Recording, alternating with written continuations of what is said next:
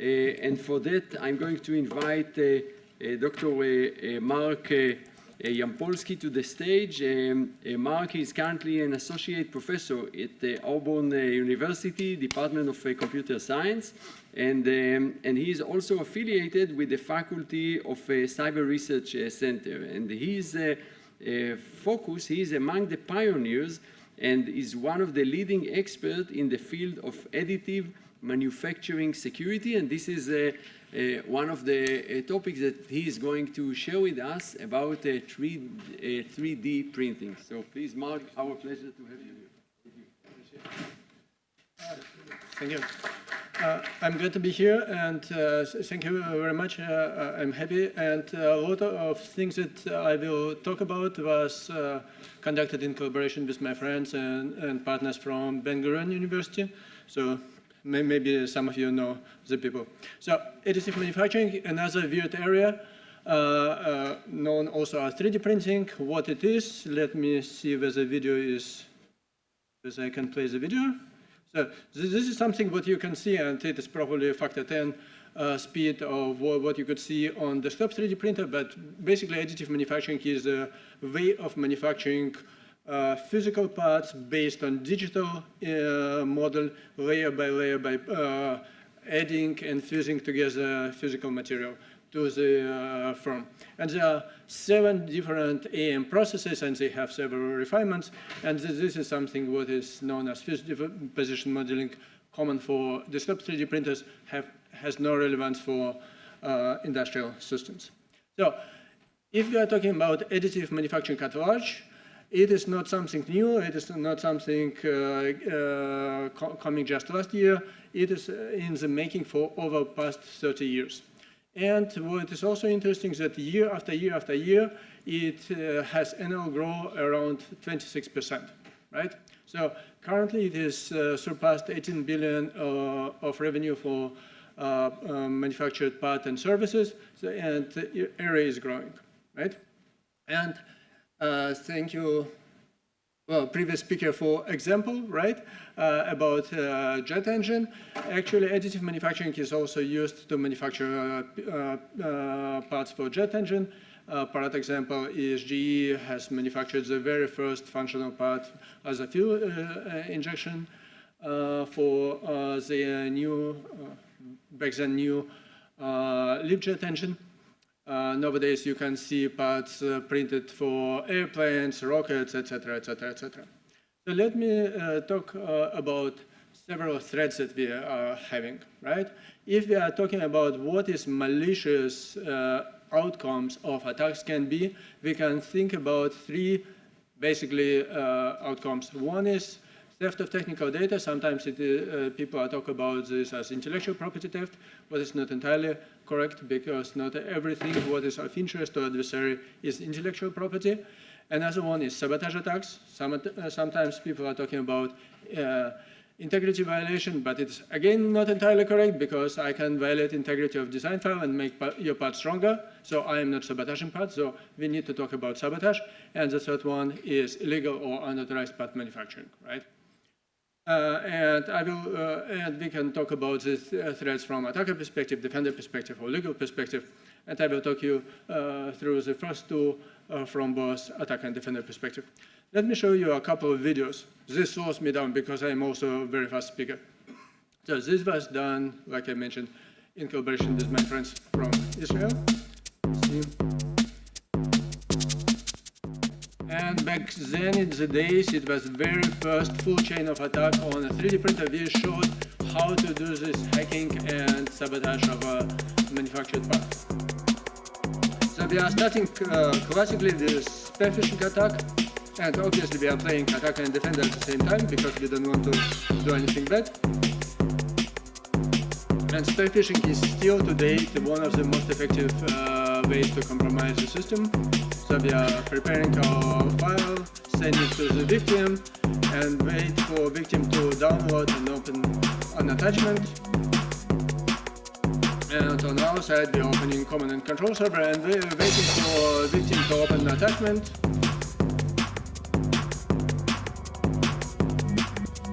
And as soon as it happens, we have reverse shell access to the compromised computer. First, we are searching for STL files. STL is the most commonly used design file format. We are finding propeller design. Let me reduce sound.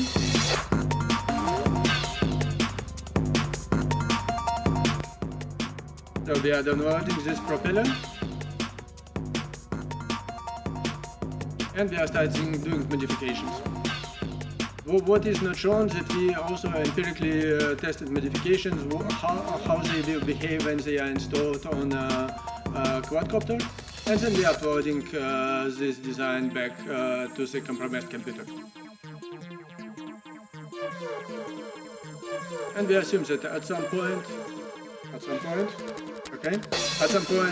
our victim starts printing the replacement propeller for his quadcopter, and especially nowadays, especially here in Israel, you know that drones are a huge problem and also can be a huge solution.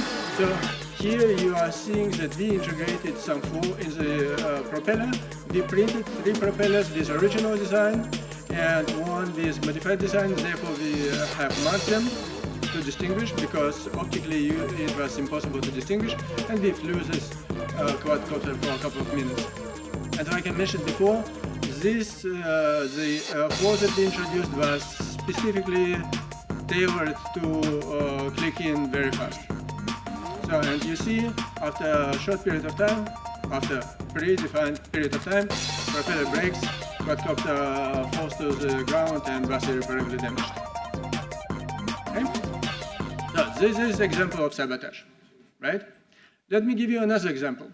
And here, this is another a little bit bigger collaboration. And here we are thinking about using manufacturing as a service. Additive manufacturing is increasingly used as a service. And let me also reduce sound. So this is just an example of what you see on your slicer software if you are following what is going on if you are printing. And these are G-code commands that somebody is sending. What we are assuming here in this model that everything is encrypted from the customer to the 3D printer on the manufacturer side. And manufacturer is an external company. And what we are trying to assume, we are assuming that manufacturer is malicious and tries to get access to the design. So here we are instrumenting actually wires that power supply to the stepper motors. And this is just one of the traces that we could get from the power side channel.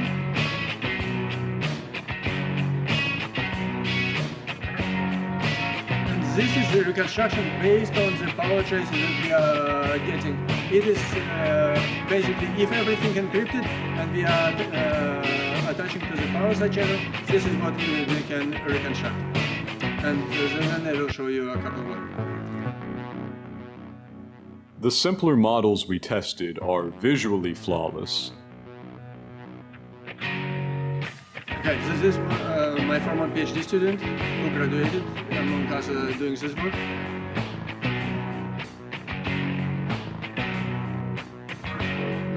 And you see one model is original, another one is reconstructed. This is reconstructed one. As we get into the medium complexity models, there are some visible errors, but still a high level of accuracy on more complex models than previous reconstruction approaches.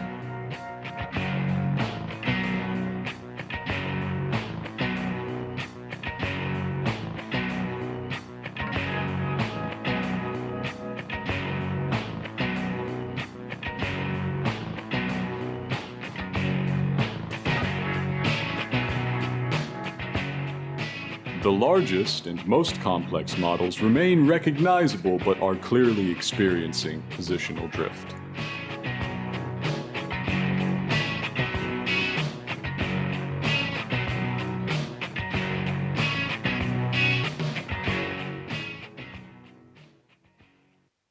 We tested our reconstruction approach against a set of 10 models ranging from a 14-minute cube that produces an 80,000 large point cloud up to the Stanford Lucy model, which prints in 4 hours and generates a 2.5 million large point cloud. Quantifying the error is challenging, which we'll talk about, but we chose to report it in terms of bad sections. Whenever an invalid order of peaks is found, we know that there was a mistake in our reconstruction. Our approach attempts to correct it, but the error rates we report are as if every point in the bad section was wrong.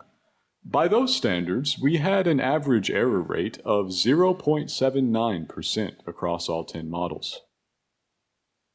Okay, but basically, we achieved under 1% reconstruction error, considering that none of the team members was a signal processing expert. Okay, so this means, and this is the conclusion that we draw from this, we can really reconstruct a 3D printed model based on the side channels, and therefore encryption is futile if you are trying to outsource your manufacturing to a third company. But we also can use these side channels that have so much information for defensive purposes. And this is one of the works that, again, done in collaboration. And here we are trying to actually detect sabotage attacks.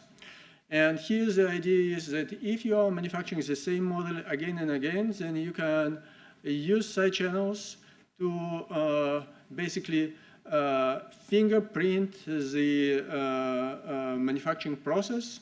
And if the manufacturing process is running again on the same model, then you can generate next fingerprint and compare these two fingerprints. And based on this side channel based fingerprints, you can detect whether this model was sabotaged or not. And we have achieved very good results. We can also detect what is the location of defect introduced, etc.